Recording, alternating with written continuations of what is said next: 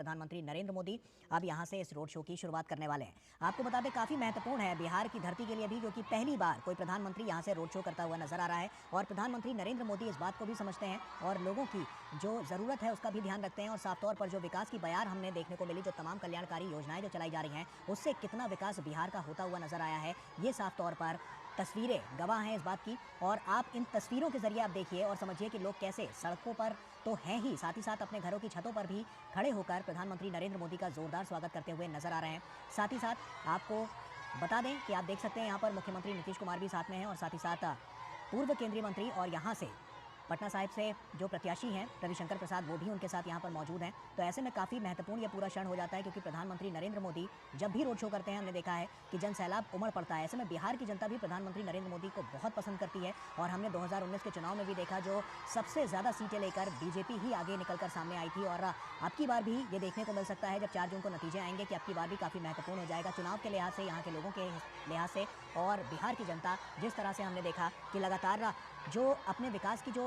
कहानी और जो गाथा लिखने की कोशिश की है, तो वो कहीं ना कहीं काफ़ी महत्वपूर्ण हो जाता है और बहुत कुछ सिद्ध करता है। और ये तस्वीरें इसी बात की गवाह हैं। आप देख सकते हैं हज़ारों की संख्या में यहाँ पर लोग मौजूद हैं।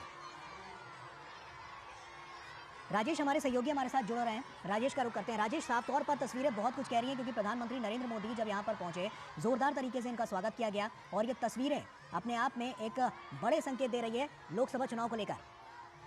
देखिए, प्रधानमंत्री नरेंद्र मोदी का जो काफिला है वो पटना एयरपोर्ट से राजभवन पहुंचा और राजभवन के बाद वो सीधे डाक बंगला चौराहा होते हुए भट्टाचार्य मोड़ पर पहुंचे। और यहाँ जो मैं दृश्य देख पा रहा हूँ गौरव, ये एक अद्भुत व्यंगम मनोरम दृश्य है कि प्रधानमंत्री के साथ एक तरफ रविशंकर प्रसाद मौजूद है और रोड शो की जो नए धार जो है, उस धार को अगर आप ये इस तरह से हम समझे कि आज बंगाल में प्राइम मिनिस्टर मोदी 4 रैलियां करके पटना लौटे हैं और इस लौटने के साथ प्रधानमंत्री का यह रोड शो है। हम अंदाजा कर सकते हैं कि 42-45 डिग्री टेम्परेचर में देश का प्रधानमंत्री एक बंगाल के एक सूबे में 4 बड़ी रैलियां करके पटना आता है और इतने बड़े रोड शो के आयोजन में शामिल होता है, तो उसका एनर्जी लेवल क्या है। और जब हम उस एनर्जी के लेवल के साथ में बात करते हैं तो उसमें ये भी देखने की जरूरत होती है कि वो कमिटमेंट लेवल क्या है। और उस कमिटमेंट लेवल की बात जब आप देखते हैं, तब जब इस रोड शो के दोनों बगल खड़े हुए लोगों की उत्सुकता, लोगों की ये भीड़, लोगों की ये ललक, तब हमें पता चलता है कि प्राइम मिनिस्टर का ये कमिटमेंट,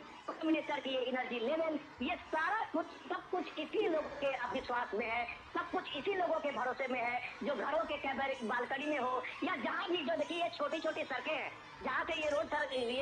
ये काफिला गुजर रहा है प्रधानमंत्री मोदी का, वो सड़कें छोटी है क्योंकि पुराना पटना का वो इलाका है और फसाफस भरी हुई दोनों सड़कों के बीच से प्रधानमंत्री मोदी का ये काफिला निकल रहा है। तो आप यकीन कीजिए कि जो राजनीतिक दशा दिशा की जो चर्चा है टीवी पे जो भी होती रही हो, पटना के मन में, बिहार के मन में क्या है, ये रोड शो बता रहा है। और रोड शो में आकुलता लोगों की और जो लोगों की ललक बता रही है कि देश के लिए लोग चुनाव चुनते हैं, राज्य के जो वहाँ की स्थानीय समस्याएं हैं, वो किसी भी रूप में, कोई भी जाति कॉम्बिनेशन है, वो देश के कॉम्बिनेशन के सामने में पीछे छूट जाता है। और वो जब नरेंद्र मोदी सामने में होता है तो लोगों के सामने में सिर्फ देश होता है। और ये इस भीड़ से, इस लोगों की ललक से, इस रोड शो में बिहार से, पटना से ये साफ मैसेज है। बिल्कुल विनोद जी, 2019 में हमने देखा कि बीजेपी सबसे बड़ी पार्टी बनकर यहाँ पर उभरती हुई नजर आई थी और साफ तौर पर 17 सीटों पर काबिज हुई थी। अब की बार के जो आंकड़े हैं, क्योंकि जेडीयू भी साथ में आ रही है, तो कहीं ना कहीं कह सकते हैं कि अब की बार बड़ी बढ़त की ओर भारतीय जनता पार्टी और एनडीए गठबंधन बढ़ता हुआ दिखेगा। डेफिनेटली, अगर आप ये देखिए कि सबसे पहले जो मैंने बताया कि पटना में आप जो जमीनी सच्चाई है उसको समझना चाहिए। देखिए, प्रधानमंत्री मोदी का अभी तक ये तीसरे फेज के पूरा होने और चौथे फेज के कल इलेक्शन से पहले तक 82 रैलियां प्रधानमंत्री मोदी ने किया है देश के अलग अलग कोने में। और बिहार से लेकर बंगाल तक और दक्षिण के राज्यों में जो प्राइम मिनिस्टर मोदी की जब आप रैलियां देखते हैं, लोगों की भीड़ देखते हैं, तब हमें इस बात को यकीन करना पड़ता है गौरव कि जो भी आप वहाँ स्थानीय मुद्दों को लेके या स्थानीय बहस में जो भी कास्ट कम्बिनेशन देते होंगे, राष्ट्र का मुद्दा, देश का मुद्दा, अभी उस दलितों का एक स्वाभिमान का एक जवाब उसको ये मिला था कि उसके कर्पूरी ठाकुर, उस गुदरी के लाल को भी देश ने सम्मानित किया है, देश ने उसको रिकॉग्नाइज किया है उनके मरने के बाद भी। तो ये बड़ी बात थी। वो कर्पूरी ठाकुर की बिहार में शख्सियत थी कि आज अगर लालू यादव जो अपना एक परिवार चला रहे हैं, वो कर्पूरी ठाकुर उनसे पहले 2 बार चीफ मिनिस्टर हुए थे और अपने परिवार के किसी व्यक्ति को राजनीति में आने नहीं दिया था। वो कर्पूरी ठाकुर थे जो उसी समस्तीपुर से आते हैं, जो कर्पूरी ठाकुर थे जो अपने लिए एक घर नहीं बना पाए। वो अपने मरने के बाद भी उनका झोपड़ी का ही घर रहा, और आज आलिशान बंगले लगभग हर मेट्रो में लोगों के पाए जाते हैं, नेताओं के पाए जाते हैं, समाजवादियों के पाए जाते हैं। तो उन सारे समाजवादियों के लिए कर्पूरी ठाकुर वो आदर्श है, वो मॉडल है। तो उस मॉडल को नरेंद्र मोदी ने भारत रत्न दिया था, जो देश को एक गौरव करने की बात थी कि हमारे देश में एक गुदरी के लाल भी हुए हैं। वो कर्पूरी ठाकुर रहे हैं जिन्होंने सच में गरीबी को जिया और गरीबों के हक के लिए लड़ा। वही नरेंद्र मोदी है जो सच में गरीबी को जिया और गरीबी के हक के लिए सामने में खड़ा है। और आज देखिए विनोद जी, वही आंकड़े हैं जो निकलकर सामने आ रहे हैं कि 25 करोड़ जो गरीब हैं वो गरीबी रेखा से बाहर निकल चुके हैं। डेफिनेटली गौरव, ये बात आपने बिल्कुल सही इसमें जोड़ा है। और वो गरीब के जो करने वाला जो नेतृत्व खड़ा है आज, जो गरीबी से पल के आया, गरीबी में बढ़ के आया और जिसने गरीबी देखी है, वो कर्पूरी ठाकुर को सम्मानित किया। और वो गरीब का, वो एक साधारण परिवार से आने वाला नरेंद्र मोदी पे जब आप नैरेटिव लगाते हैं कि संविधान खतरे में है, आरक्षण का ये खत्म हो जाएगा,